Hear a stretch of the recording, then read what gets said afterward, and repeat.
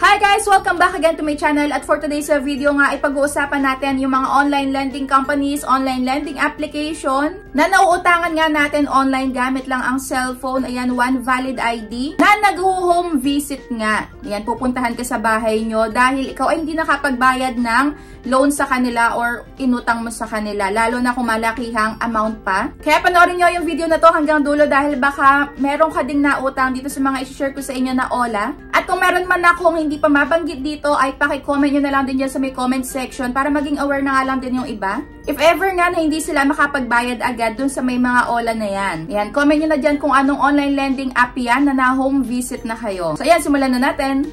Pero syempre, kung bago ka pa lang dito sa aking YouTube channel, ay huwag mo kalimutan mag-subscribe at pindutin mo na din yung notification bell para lagi ka maging updated sa mga next uploads ko. At sumali ka na din sa aking Gcash giveaway at sa aking 2 cellphone giveaway. Kung paano sumali, kailangan lagi ka lang updated sa mga ina-upload ko dito sa YouTube. At huwag mo kong kalimutang i-PM sa aking Facebook page para maisali agad kita.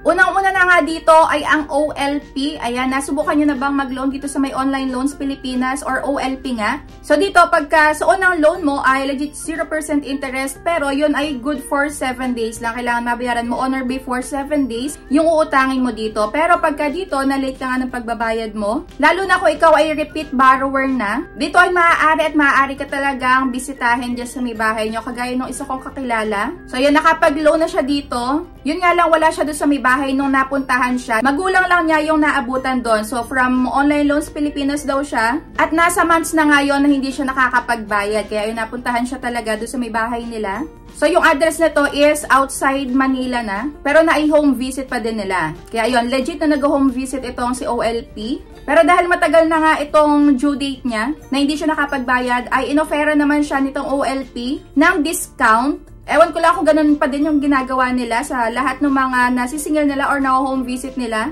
na ino-offera na mas mababang amount. So, ayun, nabayaran naman na niya.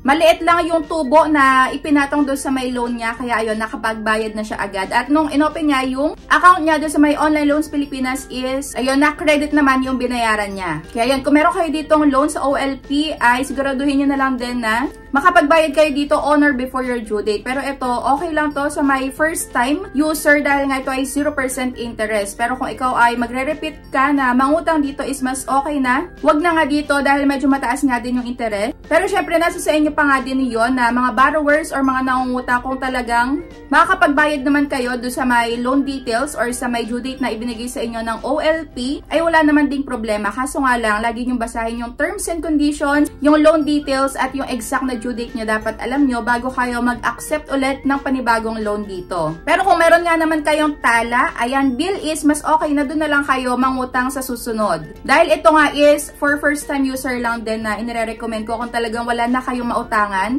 Pwede naman tong si OLP. Yun nga lang, kailangan bayaran nyo on or before your due date talaga. So kung na-home visit na din kayo nitong OLP, ay i-comment nyo na din dyan sa may comment section para maging aware na nga lang din yung iba. So syempre, ay responsibilidad naman talaga ng mga nangungutang yan na magbayad. Kaya kung nangungutang ka, make sure lang na mababayaran mo sa may araw talaga ng due date mo or bago sa may due date mo para wala na lang ding problema. So kung hindi mo kayang bayaran yung due date nga na ibinigay sa'yo na kahit na anong OLA na yan, kung hindi mo kayang bayaran dun sa may date na nakita mo is wag nyo na lang ding kuhanin para hindi kayo syempre mahirapang magbayad. At yung pangalawa naman ay ang home credit. Ito ay legit, itong home credit. Makikita natin yan kung saan-saan sa mga bilihan ng mga appliances, ng gadgets. Meron silang ino-offer na home credit nga sa mga gustong makapag-avail ng kahit na anong gadget or pera din. Okay ako dito, nare-recommend ko to sa may, kung ikaw ay may gustong bilhin na gamit nga sa bahay nyo or gadgets,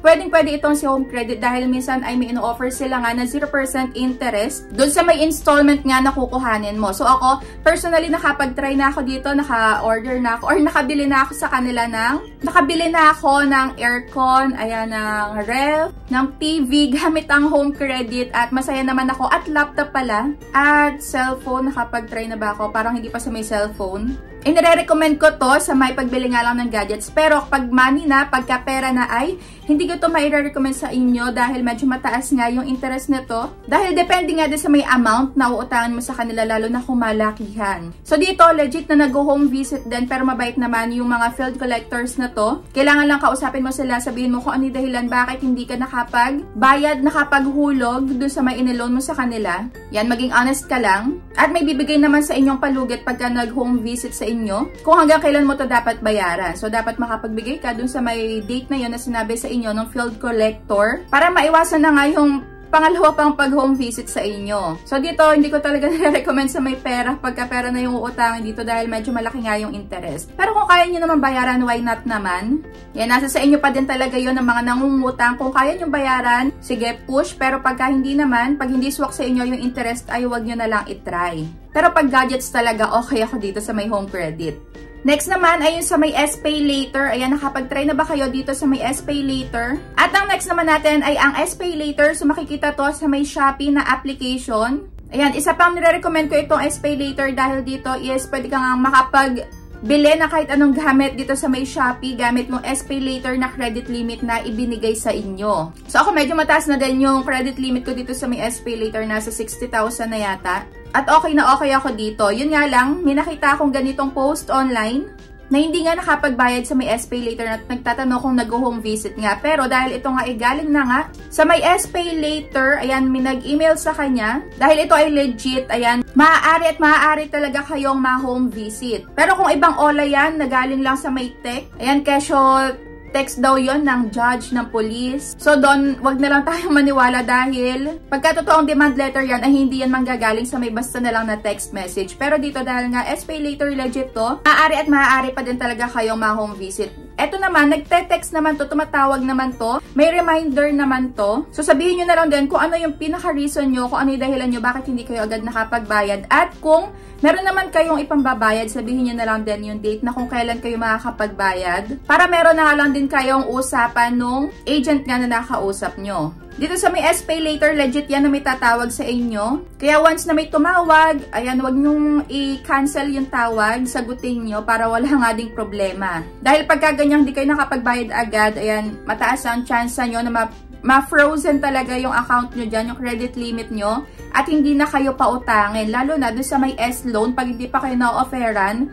Dito kasi sa akin, SPay Later yung nauna ko na magkaroon, bago pa lang yung S-loan. So, kung hindi na kayo maayos magbayad sa may SPay Later, maaaring hindi na kayo maaprobahan sa S-loan. Sa S-loan kasi talagang pera to na mawi-withdraw nyo in cash, papunta nga sa may GCash account nyo. So, yun, possible na hindi na kayo ma-offeran sa may S-loan pagka, ayun, hindi kayo maayos magbayad sa SPay Later. At dito sa SPay Later, syempre tatakbo ng tatakbo or tataas yung interest niyan, yung penalty niyan, hanggat hindi kayo nakakapagbayad. Kaya yun, pagka talagang wala pa kayong pambayad sa may date na yan, na nakikita nyo, na due date nyo, na ibinigay sa inyo, is huwag nyo na lang i-grab para wala ding problema in the future. At ang next naman natin ay ang Digido. Ayan, kung nakapag-try na kayo dito sa may Digido, ay i-comment nyo na din dyan sa comment section kung na-home visit na ba kayo na to or hindi. Pero ito is legit nga din na may home visit. Lalo na kung malaking amount na yung nautang mo dito at hindi ka nga nakapagbayad agad. Pero kung 1,000 or 2,000 lang naman, posibleng hindi ka naman ito ma-home visit dahil kung outside Metro Manila ka, talagang medyo malabo dahil baka mas malaki pa yung panggas nila papunta dyan sa may bahay nyo. Pero dito kung malaki na talaga yung amount na nauutang mo sa kanila at within, ayan, NCR ka, ay posible talaga na ikaw ay mapuntahan. Kagaya nung sa may OLP. So ito, nire-recommend ko lang to for first time user dahil 0% interest nga sa unang loan mo. Pero babayaran mo yon within 7 days lang. Yan, magaan kung wala kang pera ngayon, tapos after 3 days or 4 days ka pa magkakapera na kailangan ka agad, pwede mo naman tong utangan. Yun nga lang ay short term talaga to. Kaya kung gusto mo ay matagalan talaga na long terms, ay hindi ito para sa'yo, yung Digido at OLP. Dahil ipapakita din naman sa'yo yung loan details mo bago ka mag-accept ng loan mo. Kaya nasa sa'yo pa din yon na borrower. Nasa sa inyong nangungutang pa din yon kung igagrab nyo ba yon or hindi. So itong Digido is talagang ma-home visit ka talaga, lalo na kung malaki yan talaga yung amount na nautang mo sa kanila.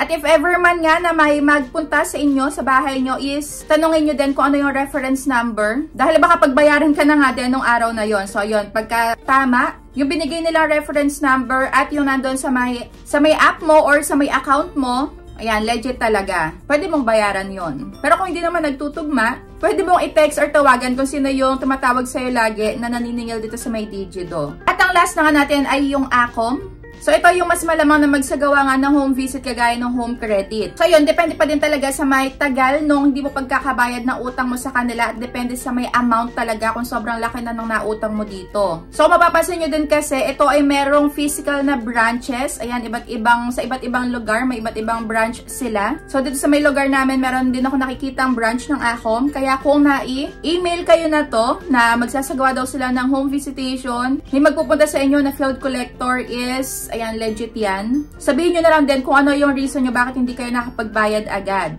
At dapat meron din kayong date talaga na nakaabang na pagka itinanong kayo kung kailan nyo balak bayaran or kung kailan kayo talaga magkakapera. Dahil syempre tumatakbo pa din yung penalty nyan, yung interest nyan, na nadadagdag nga dun sa may pinaka-principal amount mo. So yan, lagi nyo lang ding tandaan na itong home visitation ay malamang na mapuntahan ka talaga depende sa may laki nung amount na nautang mo. At depende na din sa may tagal kung gaano katagal ka nga na hindi nakapagbayad. Lalo na kung hindi ka pa din makontak ng mga agents na tumatawag sa'yo. Ngayon, maaaring isipin nila na tinatakbuhan mo talaga yung utang mo sa kanila. Yun nga lang is, hawak nila yung address mo nga. Kaya maaari ka talaga nilang ma-home visit. Pero kung sa mga bangko ka nga, nag-apply ng loan mo, ay talagang dyan ma-home visit ka.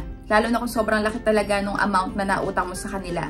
So that's it for today's video. Kung meron pa ako dito hindi na isali na legit na nag-home visit is i-comment nyo na dyan sa may comment section. Para maging aware nga din yung mga ibang naglo-loan about dito sa may niloanan nila. Na may ganito palang ginagawa. At consequence nga na hindi agad pagbabayad sa may due date. So ayan lang. Thank you for watching. And see you on my next vlog.